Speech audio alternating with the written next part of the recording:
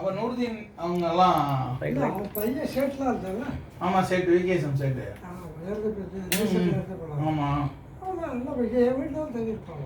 ஓ சேட்லாமா அப்படியே ரியாஸ்லாம் கூட வக்கீல் ஒருத்தவங்க இறந்துட்டான். ஆமாம் வக்கீல் அவர். ஆமாம் அவர் எங்கள் பாப்பாவுக்கெல்லாம் ஃப்ரெண்டு தான். அது எல்லாமே அப்புறம் வெட்டி விட்டாங்க. வீட்டு தான் தங்குவாங்க. சாதாரி அதனால ஓர் சொல்லுங்க. Okay okay. மார்க்கெட் ஆசின்னு சொல்கிறாங்க. மார்க்கெட் ஆசின்னு சொல்கிறாங்க. ஆமாம் சார். அங்கே திருவள்ளூரில் ஜின்னான்னு ஒருத்தர் இருந்தாங்க வக்கீல். ஆமாம் ஹசன் முகமது இருந்தார். ஜின்னா வக்கீல். சரி. ஆமாம் எம்பியாக இருந்தார். ஆமாம் ஆமாம் ஆமாம். அவங்க தான் கிளாஸ்மேட். அப்படியா? ஓ அங்கே அங்கே படிச்சிங்களா திருவாரூரில்? ஓ லைனாவில். சரி சரி சரி. கிளாஸ்மேட் நான் தான் பதவியில் இருக்கிறது அவர் கொடுத்துருக்குறேன். ஓ எல்லா காலையும் என்ன தான் போடுவாங்க லட்சம். சரி நான் கொடுத்துருவேன். எந்த வருஷம் நீங்கள் லைனாவில் படிச்சீங்க? நான் வந்து 64 வக்கீல் முடித்தேன். சரி லாயர் நான். ஓ 64 முடிச்சிங்க. ஆமாம் இல்லை மினிட் சேர்த்துக்கிறேன். சரி சரி சரி. கிளாஸ் அது சரி சரி. தீபாவளி பியூசி படித்தேன். ஓ பியூசி நியூ காலேஜ். அது 58 இருக்குமா? அந்த காலம் 64 முடிச்சது. சரி ப்ராக்டிஸ் ஆரம்பிச்சிட்டீங்க. சைஸ் அப்போ நீங்கள் தம்பியா? இந்த மணிக்குண்டு இருக்க அது வந்து மயிலாடுதுறைக்கு ஒரு பெரிய அடையாளமாக இருக்கு.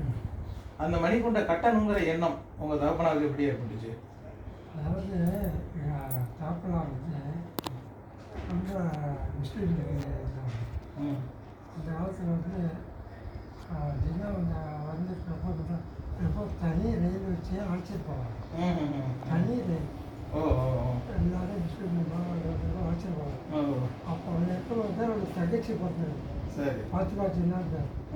என் பேர் ஜில்லா பேர். முகமது ஜில்லா தான் பேர். சரி நான் வந்து ஸ்கூலில் சேரும்போது முகமது மாற்றிக்கிட்டேன். ஓ முகமது இல்லை காரணம்னா சொல்லாமல் சொல்லுங்கள்.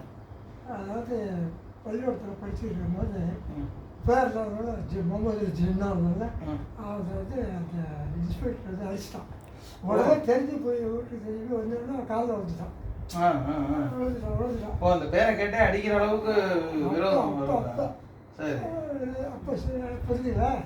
உடனே நான் விட்டு நான் ஸ்கூலுக்கு செல்லும்போது நானே மாற்றிக்கிட்டேன் முகமது அலின்னு. அதான் ஊரில் ஜின்னாலாம் தெரியும். ஓ முழு பேர் முகமது அலி ஜின்னா.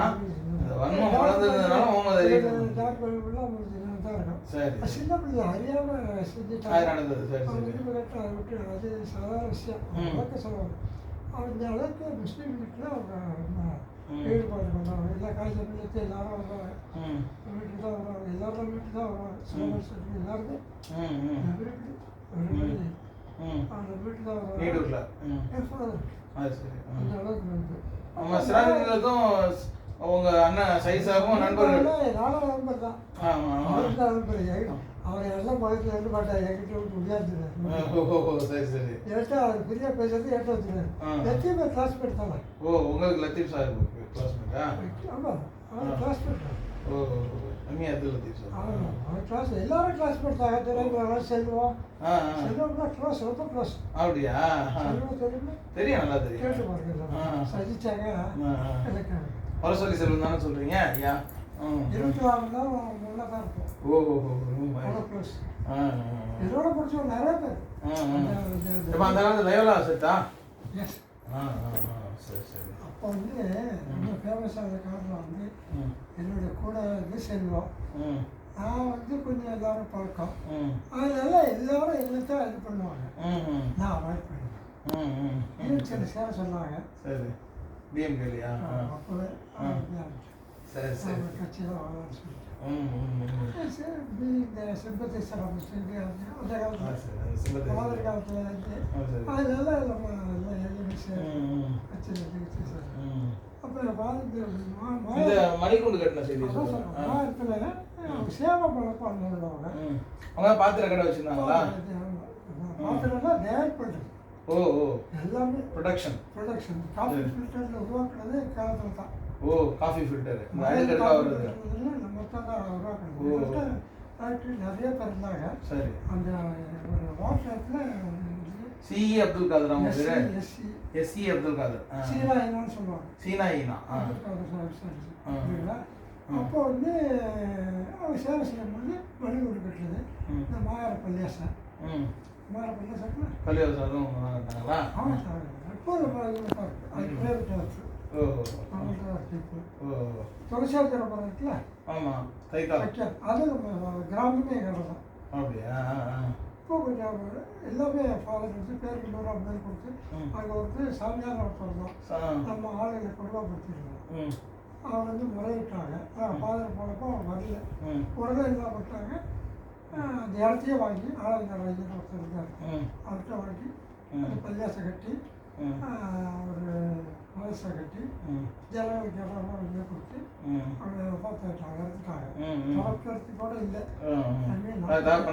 45 45 மூத்தாயிட்டாங்க. 55 43 தானே இது திறந்துருக்காங்க. இது 43 இது 45. இது 43 போட்டிருந்தது மணிக்கூண்டு. ஓ பள்ளிவாசல். சரி பார்த்தேன் பார்த்தேன். அதில் பார்த்தீங்கன்னா ஃபாதர் சரித்திரம் பூரா ஓகே டீட்டெயிலாக பார்த்தேன். அப்போ வந்து பேச போட முடியாத விஷயம்லாம் பேச முடியாது. அது வேண்டாம், நான் பேசிக்குவோம். ஏழு கட்டினா அந்த பள்ளியாசம் கட்டுறதுக்கு எங்கள் பிராமண அதிகமாக ரொம்ப இடத்துல பண்ணாங்க. நம்ம கார்பரேஷன்லாம் நம்ம முனிசிபாலிட்டியில் நம்ம கையில் வச்சுக்கிட்டு அந்த ரெஸ்ட் ஹவுஸில் கட்டியாச்சு. பள்ளிவாசல் இந்த பள்ளியாசம் கட்டி இருந்தது. அப்புறம் நல்ல நாள் கிடையாது.